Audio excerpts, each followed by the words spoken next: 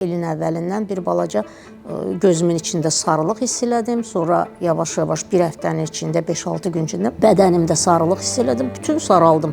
Çox mənə ümid verdi. Dedi ki, mən zarafata saldım ki, nəvələrim var, bu nə qədər gedərdi, hələ gedər. Hələ gedər, narahat olmayın dedi. Mən Muradova Təranə, 65 yaşım olub ucu. Hardasa bir 8 ay bundan qabaq bu Banadeya xəstəxanasında əməliyyat olunmuşam. Tarixçəm necə başlayıb? Yəni hamınıza istəyərəm, hamısı məlumat. Çünki mən ömrü boyu mədə-altı vəzidən şikayətim olmayıb. Yəni ki 64 yaşına qədər mənim bundan xəbərim olmayıb.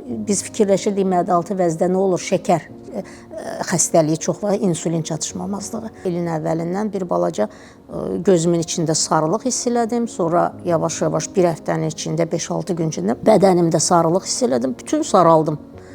Elə onunla da müraciət elədim.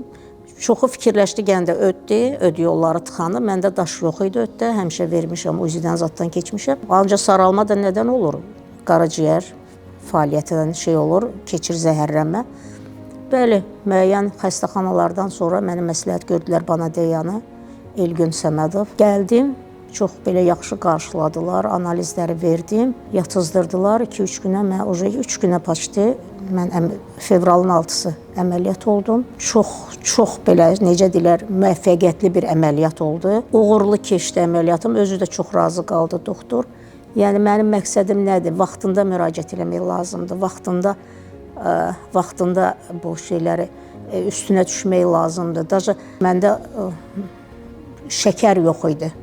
Mədə-altı vəzi öz funksiyasını dəyişir, nəsə köp, qaz, akaz olunanmış da. Ancaq heç məndə şəkər də çıxmadı. Ancaq insulin dirəcləri biraz aşağı idi, sonradan analiz verəndən sonra.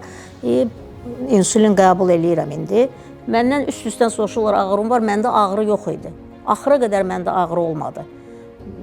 Ona görə güldü o da, deyir ki, sən heç xəstəyə oxşamırsan ki, deyirəm ki, hədə saralmasam, mən bu dəqiqə durum bazara gedim, dükana gedim, küçəyə çıxım, mən bir dənə saralmaqda, heç yerim ağramır mənim. Yeməyim, içməyim yerində, heç yerim ağramır. Yəni ki, çox belə mehriban, necə deyim, qayğıkeş, elə bütün kollektiv adamı belə can yandıran, doğrudan razıydım. Mən getdim, ximiyada qəbul elədim, 6 dənə. Ondan sonra biraz zəiflik oldu məndə. Yoxsa ki, mən deyirdim ki, əgər təkcə budursa əməliyyatı, mən uca gedirəm sağalmaya doğru. Martda uca mən normal otururdum, dururdum, daca əyilirdim, uca onlar eləyirdim mən.